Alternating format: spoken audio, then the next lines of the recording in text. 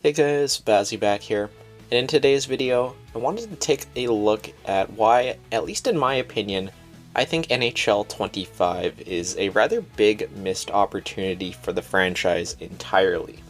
And it's not one big issue that we can point to and say, fix this and this game will be perfect. In my opinion, it is more of a death by a thousand cuts kind of situation. And this video isn't to be taking shots at EA or anything, but I just feel like this year in particular, NHL 25, the interest in this year's game has died off quite a bit faster than in previous years. I'm not saying there's no interest in the game now, but I just think it is definitely less than, where it's been previously. And there is a lot of different places to look at. Starting out with Hockey Ultimate Team. Hockey Ultimate Team brings in a ton of players each and every year. Obviously the online community, that's where you're going to find the majority of that player base. And if you guys watch the channel at all, you'll know I'm not a Hockey Ultimate Team person.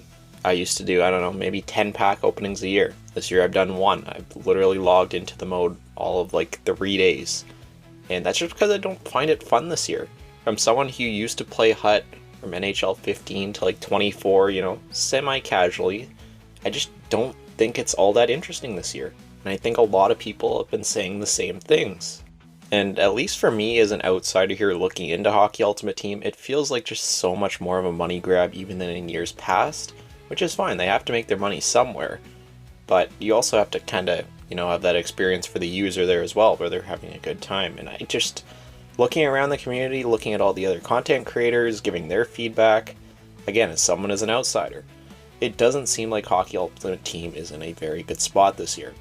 And that will in turn take away a decent part of your audience, of your community that's just there for that online play. Maybe they go over to offline at some point, but if they don't like HUT, they might just drop the game.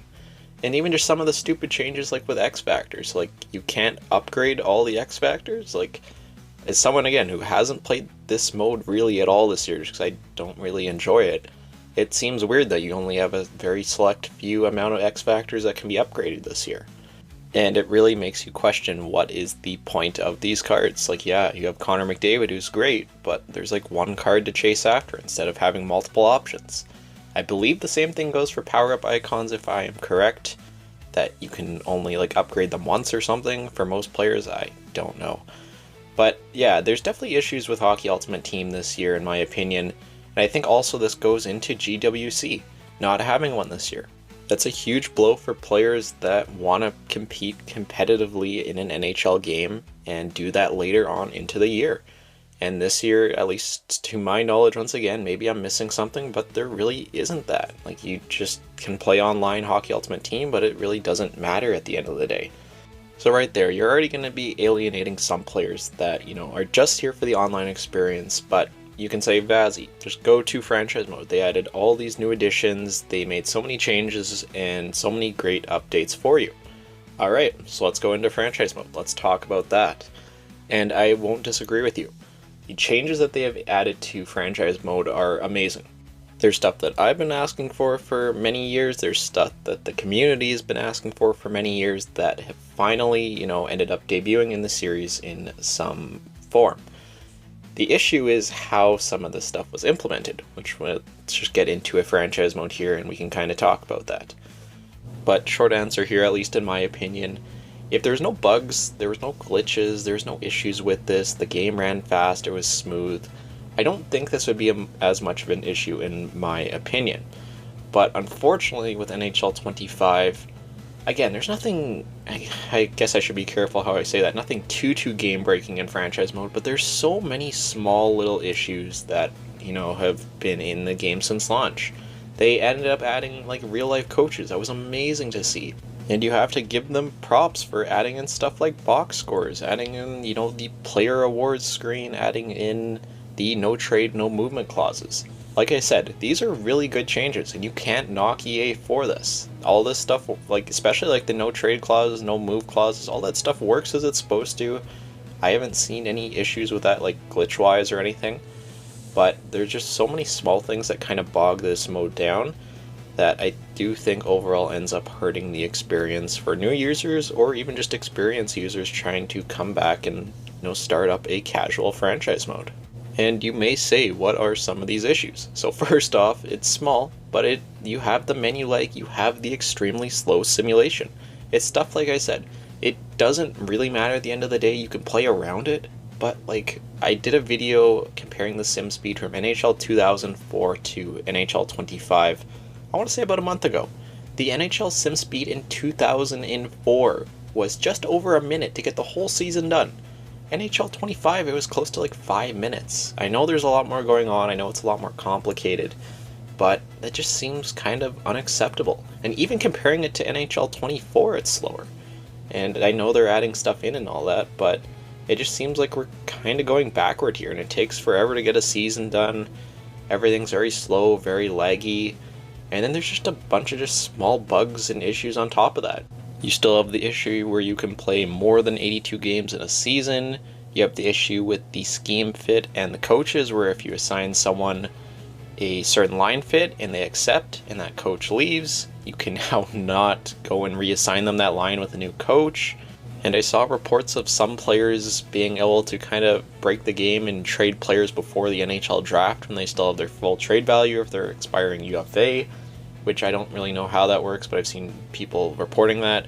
Also, just all the issues that were in the game before they ended up doing their emergency patch that was just before Christmas. It did fix a lot of things, but at that point, you've broken the game for a little bit already. Are players going to want to come back and still deal with those issues and any other issues that are already in the mode? And a lot of it comes down to the conversations and stuff not working. I had an issue where a guy I promised first line ice time to got injured for like one game, and then he was all mad that he wasn't on the first line and stuff. It's just small things. Like I said, it's kind of a death by 1,000 cuts situation, which is frustrating.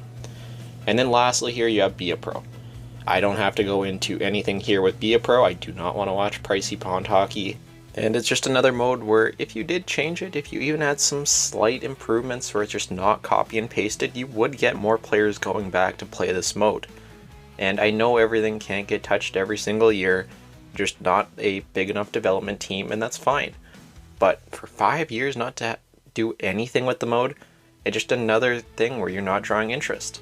World of Shell I can't really comment on. It seems like it's pretty similar to years past. I haven't played it probably in 5 years. So if there's anything wrong, if it's good, definitely let me know. And then the PWHL update. Amazing update. Again, props to EA for getting that done and getting it into the game. But with it not having its own franchise mode, it just kind of feels like a bit of a missed opportunity, and the hype around it died really quick. Other than that, is there anything I really want to touch on? I don't think so. But overall, like I said, it's just not one issue here affecting NHL 25. Overall, I think NHL 25 really could have been one of the standout games of recent times, especially with it being the first game, being next-gen only, really taking advantage of those new consoles. I think it could have been a game that we look back to and been like, yeah, this is a really, really fun game. But you have all these small issues in there, and it takes away from the experience in each and every single mode, and it really does suck to see. It almost kind of feels like a beta for NHL 26, as weird as that sounds. Like, I don't want to be too critical on EA. I really do like a lot of the changes they did. Even just adding in coaches, adding in the PWHL, adding in the NHL live mini games and all that stuff. Later on into the year, what they later on content drop. Like, that stuff is great. Amazing changes by them. But when the core game modes kind of feel half-baked, is it really a great change? I don't know. You could argue. I'm very interested to see what do you guys say in the comments below. Do you guys kind of feel the same way about NHL 25? It just kind of worries me going into a game like NHL 26 if they do end up adding in a GM connected, for example. Let's just say that ends up coming. Is it going to kind of feel the same way? Is it going to kind of take a year to get all the bugs and all the kinks out of it? I don't know. I hope not, but if we kind of follow this year's trend, it may very well go that direction. So yeah, that's going to do it for this video here today. Again, I'm very, very curious, especially today, what do you guys think of NHL 25 as a whole? I'd really be interested to see what the audience is saying. But that'll do it for this one. I will see you all in the next video.